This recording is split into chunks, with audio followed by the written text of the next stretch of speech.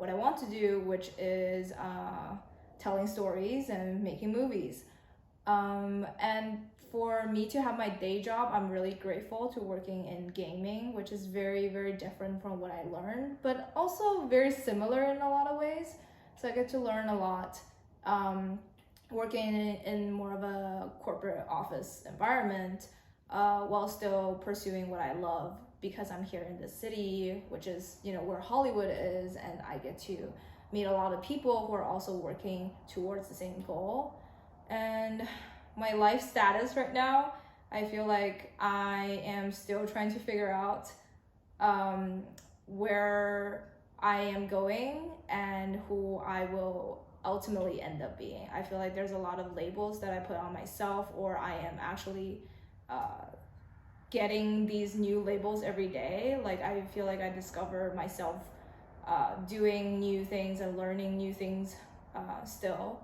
And I would like to continue that, but I wonder if I am ever going to morph into one shape, and I'm excited to see where that lands me. But now I think my status is in I wouldn't say limbo, but I think I read a poem once, and it's like, I'm lost in this wilderness, and I like that idea of I am lost in this wilderness of possibility, and I'm trying to figure myself out, and it's a beautiful place to be. And I wonder, where is the end of the wilderness, if it's a forest or a battlefield. But it's a good status to have in your 20s, and I'm just excited to see where my status will change into next. At heart, I want to be someone who is always curious, who is always learning, who is always changing for the better. And I feel like I am that. I always want to be a student, not to physically be in school, but I feel like I should always be learning something new and always having epiphanies or enlightenments by the people around me, or by like me reaching out to actively learn new things. And I feel like that way I am always moving, and I want to be like that. It's very like Bruce Lee, be water, like I always want to be a flowing water. I always want to go to the next place. I never want to be stable, and I never want to be stopped at one place. And I think I am that. I am becoming that. There is definitely times in my life where I think I am not doing much, and that actually,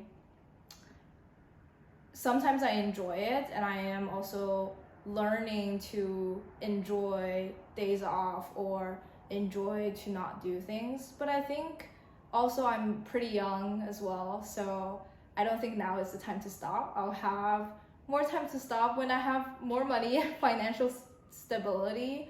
But now it's a time to just keep moving, trying new things, saying yes to everything. And I hope to become the exciting person that I wish I can become. But also, keeping balance out of it all. I don't want to be a chaotic mess. So it's a fine balance. I'm still learning to juggle between everything that I have going on, but more or less it's looking up. It's looking pretty good. Yeah. When I was in high school, I was inspired to be an architect by a documentary introducing Zaha Hadid. As a female architect in architectural industry, there's no doubt that her success and her design style are extraordinary in the so-called men's world. This is not about feminist or political correctness. It's a story telling that young people can be influenced by outstanding people to ensure their life goals. for some reasons, my first bachelor's degree isn't architecture, but I wouldn't like to leave any regrets in my life. So I decided to give up everything that I've gained and came to England to study architecture from beginning. Therefore, I'm going to be 30 years old after 1.5 months. But my career is still in an early stage. So because of this, I can really understand that during the 20 to 30 age, people cannot stop feeling confused or anxious. I think the anxiety also composes my self-image pattern. Studying in a top architecture school is not that easy, and it's hard to say that whether architectural education makes me become mentally tough people, or whether I'm mentally tough enough to study architecture. But all I can be sure is that it took me 3 years and countless anxious nights to finally make myself an architect. This is the way how I decided my social identity. Since I've just experienced less than half of my life, I cannot give a full definition of myself. I had to say that my identity is what I decide is an attitude. It's good. Meanwhile, environments also be a part of us, including positive sides but also negative sides. So the theme we are debating today can be that maybe I'm not the only factor that determines my identity, but I can say no to judgments makes me uncomfortable. For me, no matter the social identity or the self-identity, they're not unchangeable.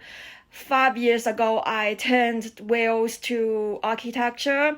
5 months, I started trying to be an independent artist in digital arts field. Before 22 years old, I made impulsive decisions for someone, but now I pay more attention to self-growth. Even though I'm not 100% satisfied with my life now, however, I'm not going to stop enriching my self-image, and the answer of who I am never should be the only one.